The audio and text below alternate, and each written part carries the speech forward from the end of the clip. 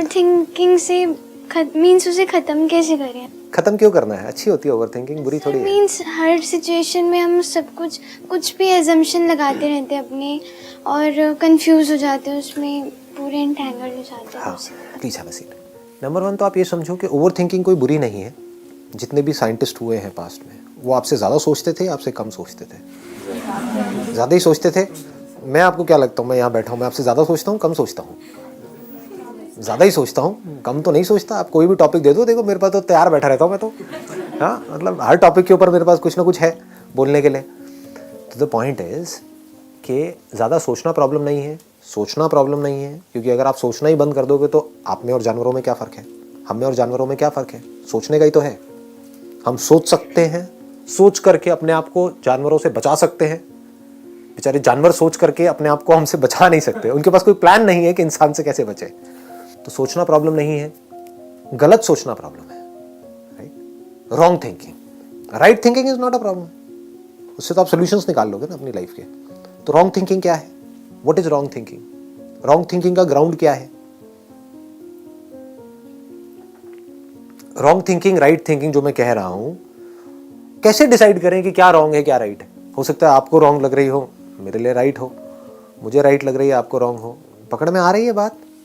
हाँ ठीक है। राइट थिंकिंग मतलब क्लियर थिंकिंग, सीधी थिंकिंग, एकदम सीधी सादी जैसे बोलते हैं ना। रॉन्ग थिंकिंग मतलब टेढ़ी मेढ़ी, जहां पे हम खुद ही फंसे पड़े हैं। तो राइट थिंकिंग मतलब क्या, रॉन्ग थिंकिंग मतलब क्या? बताओ जी। सर जो बिलीव्स पे बेस्ड है वो रॉन्ग थिंकिंग है, और जो रियलिटी पे बिल्कुल बेस्ड सही, है। बिल्कुल सही। Let's give a big hand for him. क्या हुटिंग करी पाई आपने? आवाज आई मेरे को थोड़ी हल्की फुल्की सी। तो भंगड़ा भी पा दो अब तो यार, आओ ना भाजी। हाँ ये बात क्लियर हुई? ये बोली है जो भी आपके बिलीव्स के ऊपर बेस्ड है वो रॉन्ग थिंकिंग है, और जो रियलिटी के ऊपर बेस्ड है वो राइट थिंकिंग है। बिलीव्स हमारे किसके ऊपर बेस्ड है? इल्यूजन के ऊपर बेस्ड है। और जो रियलिटी है वहां पर किसी बिलीफ की जरूरत नहीं है। Do you have to believe कि मैं यहां पर हूं या नहीं हूं अभी? क्यों बिलीव करो, विश्वास करो कि मैं यहां पर हूं। मेरी बात का विश्वास क्यों नहीं कर रहे हैं आप लोग? किसी को भी डाउट है कि मैं यहां पर हूं या नहीं हूं? तो रियलिटी में बिलीफ की कोई जगह नहीं है। बिलीफ कहां पर चाहिए? जो रियलिटी में कहीं नहीं है आपके आसपास में। बस आपको कुछ भी बोल दिया गया है और आपने मान लिया है और उसके बेस पर कुछ भी सोच रहे हो। कभी अपने अंदर झांक करके देखो, जो भी आप सोचते हो वो बिलीफ्स के बेस पर सोचते हो या रियलिटी के बेस पर सोचते हो? 99% जो भी कुछ सोच रहे हो सब बिलीफ्स के बेस पर। भगवान है या नहीं है? नहीं है सर। एक मिनट, कितने कहते हैं नहीं है? ये बिलीफ है या रियलिटी है? रियलिटी है। अच्छा रियलिटी है, वाह जी वाह। मतलब आपने तो सीधा ही स्टेटमेंट दे दी कि भगवान नहीं है। अच्छा मैं कहता हूं है, करो चैलेंज, कैसे करोगे? और जो कह रहे हैं है, वो बिलीफ है रियलिटी है? बिलीफ है। क्यों? क्योंकि मैं कह रहा हूं कि नहीं है, करो प्रूफ। है आपके पास कोई फोटो वोटो है? दिखाओ, प्रूफ करो। कैसे प्रूफ करोगे? तो रियलिटी के बेस पर अगर हम सोचें तो हमारा माइंड क्लियर हो जाता है, चीजों को हम देख सकते हैं, समझ सकते हैं, कंफ्यूजन्स नहीं होते ऐसे माइंड में। ऐसे माइंड में अंदर कॉन्फ्लिक्ट्स नहीं होते हैं। बिलीव्स के बेस पर कॉन्फ्लिक्ट्स होते हैं, क्योंकि बिलीव आप कैसे करते हो? आप एक किताब के बेस पर बिलीव कर रहे हो, या आपके पेरेंट्स ने कुछ आपको कहा उसके बेस पर आप बिलीव कर रहे हो। दूसरा कोई बंदा आ जाएगा जिसने किसी और रिलीजन की किसी और किताब में कुछ पढ़ा है, तो वहां पर लड़ाई झगड़ा हो जाएगा, कॉन्फ्लिक्ट हो जाएगा। तो जब बाहर कॉन्फ्लिक्ट होगा तो अंदर भी कॉन्फ्लिक्ट होगा। कॉन्फ्लिक्ट वाले माइंड को ही प्रॉब्लमैटिक माइंड बोलते हैं। जिस माइंड में कोई कॉन्फ्लिक्ट ही ना हो, कॉन्फ्लिक्ट की गुंजाइश ही ना हो, उसको क्लियर माइंड बोलते हैं। तो क्लियर माइंड कैसे होता है?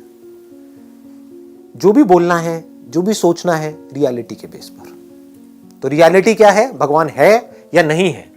क्या बोलना है? रियलिटी क्या है? पता नहीं। बिल्कुल सही, पता नहीं, I don't know, that is reality. अभी आपके लिए यही रियलिटी है। लेकिन किसी दिन भगवान आपके एक्सपीरियंस में उतर आए, तब आप बोल सकते हो यस आई नो। तब आपको बोलना भी नहीं पड़ेगा, आपकी आंखों में दिख जाएगा कि भगवान आपके आसपास में है, आपके अंदर है या नहीं है। आप बिलीव कर रहे हो कि भगवान हमारे अंदर है क्योंकि वहां लिखा हुआ है, या आपको पता है कि भगवान मेरे अंदर है? तो बिलीफ और रियलिटी में फर्क को हमको समझना है. If you can understand that, तो ये जो ओवर थिंकिंग जो प्रॉब्लम है, जो आई एम 100% श्योर आप सबकी है, सुबह ब्रेन एक्टिवेट हो जाता है और रात तक जब तक सोने की कोशिश कर रहे होते हैं वो एक्टिवेटेड रहता है. कुछ भी थॉट्स आ रहे होते हैं माइंड में. जैसे कोई भूत की पिक्चर देखी या आपके भाई ने आपको कोई भूत प्रेत की कहानियां सुनाई, अब रात को नींद नहीं आ रही. क्यों नहीं आ रही? क्योंकि डर लग रहा है, भूत प्रेत दिमाग में घूम रहे हैं. तो क्या ये आपके बिलीफ्स हैं जिसके बेस पर आप सोच रहे हो, या रियलिटी है? बिलीफ्स है. तो अब ये थिंकिंग खत्म कैसे होगी? कैसे होगी बताओ? सिर्फ ये समझने से होगी कि ये बिलीफ्स है, ये कोई रियलिटी नहीं है, इल्यूजन्स है. भूत नहीं है, मेकअप है. हाँ, भूत नहीं है, मेकअप. हाँ, भूत नहीं है, मेकअप है. ध्यान से जा करके देखो वहां पे टेलीविजन में, आप देखोगे तो आपको समझ आएगा ये तो मेकअप है. ऐसी भूत तो मैं भी बन सकती हूँ, उससे बेटर बन सकती हूँ. इनफैक्ट मुझे तो मेकअप की भी जरूरत नहीं.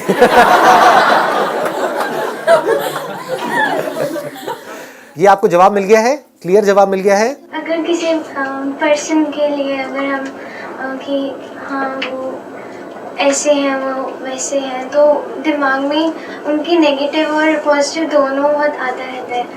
तो उसको कैसे करें कि वो सच में ऐसे हैं या वो ऐसे दिखा रहे हैं? कि हमारे माइंड में एक कन्फ्यूजन रहती है, एक कॉन्फ्लिक्ट चलता रहता है कि वो जो पर्सन हमारे साथ में है वो ऐसे हैं या वैसे हैं. ऐसे वैसे मतलब अच्छे हैं या बुरे हैं. तो वो अच्छे भी हैं और बुरे भी हैं. दुनिया में ऐसा कोई नहीं है जो सिर्फ अच्छा हो या सिर्फ बुरा हो. बुरे से बुरे में भी अच्छाई होती है, अच्छे से अच्छे में भी बुराई होती है. लेकिन जिस बेस पर आप उनके बारे में अच्छा बुरा सोच रहे हो जरूरी नहीं है वो सच है. वो इल्यूजन भी तो हो सकता है ना. तो रियलिटी है या इल्यूजन है वो कैसे पता लगेगा? उनके साथ बैठ करके पता लगेगा. चाहे डायरेक्टली उनसे पूछो, चाहे इनडायरेक्टली पूछो, डिपेंडिंग अपॉन योर रिलेशनशिप. जैसे आज अगर मैं अपनी बात करूं तो मेरी और मेरी वाइफ की जो रिलेशनशिप है, अगर जरा सा भी कुछ मेरे को लगता है तो मैं सीधा जाकर के उससे पूछ लेता हूं कि मुझे ऐसा लग रहा है क्या. तो वो हंसने लग जाती है कि नहीं क्या लग रहा है. मुझे थोड़ी एक्चुअल में पता है कि वो अपने माइंड में क्या सोच रही है. तो मैं क्या करता हूं, जा करके उससे पूछ लेता हूं, तो पता लग जाता है कि वो मेरा बिलीफ था या रियलिटी थी. तो माइंड में कभी भी चीजों को पड़े मत रहने दो. ये जो चीजें पड़ी रहती है ना, ये सड़ने लग जाती हैं टाइम के साथ साथ. किसी के लिए आपके दिल में कुछ बुरा है, कोई नफरत है, ये है वो, निकाल दो ना, उसको खत्म करो. बंदे को खत्म नहीं आया. एक मिनट, समझे मैंने क्या बोला? यही प्रॉब्लम है, आप कुछ और मत समझ जाना. खत्म करो मतलब उस बात को खत्म करो. या तो उससे बात करके उस प्रॉब्लम को सॉल्व करो, या फिर अगर बहुत ही ज्यादा किसी के लिए कोई खुंदक है तो कमरा अपना बंद करो जिस वक्त घर में कोई ना हो, और चीखो चिल्लाओ, ये करो वो करो, कुछ भी. 2-4 कांच के ग्लास ले लो, तोड़ दो ऐसे करके, बाद में उसको साफ कर दो, थोड़ा खून वून भी निकल आएगा तो यार रिलैक्स हो जाओगे. तो अंदर की जो भी भड़ास है वो निकाल दो. मतलब उसको दबा करके मत रखो अपने अंदर. किसी के लिए भी अगर आपके मन में किसी भी तरह की कोई बुरी फीलिंग है, कोई बुरा थॉट है, कोई किसी को नुकसान पहुंचाने की चाह है, तो समझ जाओ आप खुश नहीं रह सकते. उसका कुछ नहीं जाएगा. मतलब आपको अपने माइंड को क्लियर करना है, पहले ये समझ लो. ये हम बड़ी गलती करते हैं. हम क्या कर रहे हैं, हम उसको कन्विंस करने की कोशिश कर रहे हैं. हो सकता है आपकी किसी के साथ लड़ाई हो, लेकिन वो एंड तक आपसे लड़ता ही रहे, मरते दम तक आपसे नाराज ही रहे. आपने कोई गलती कर दी, आप उससे माफी मांग रहे हो, लेकिन फिर भी वो आपको माफ नहीं कर रहा है. तो आपको अपने माइंड को क्लियर करना है, आपको अपने आप को माफ करना है कि I am just a human being, मेरे से कोई गलती हुई और मैंने खुद को माफ कर दिया. अब उसने नहीं किया तो वो उसकी प्रॉब्लम है, वो मरेगा पूरी जिंदगी के लिए, वो सड़ेगा अंदर ही अंदर. इसको सड़ना बोलते हैं, अंदर ही अंदर.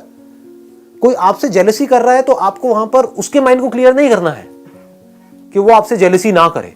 उसको आप कैसे क्लियर करोगे? आपको अपने माइंड को क्लियर करना है कि मेरे अंदर जेलसी पैदा ना हो.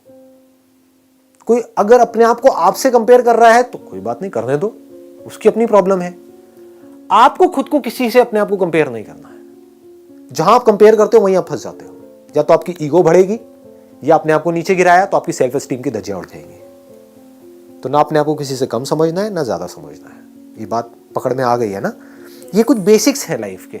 अगर ये हम समझ पाए ना और इस तरह से चल पाए, मतलब अल्टीमेट गोल क्या है यहां से, इफ यू रियली वांट.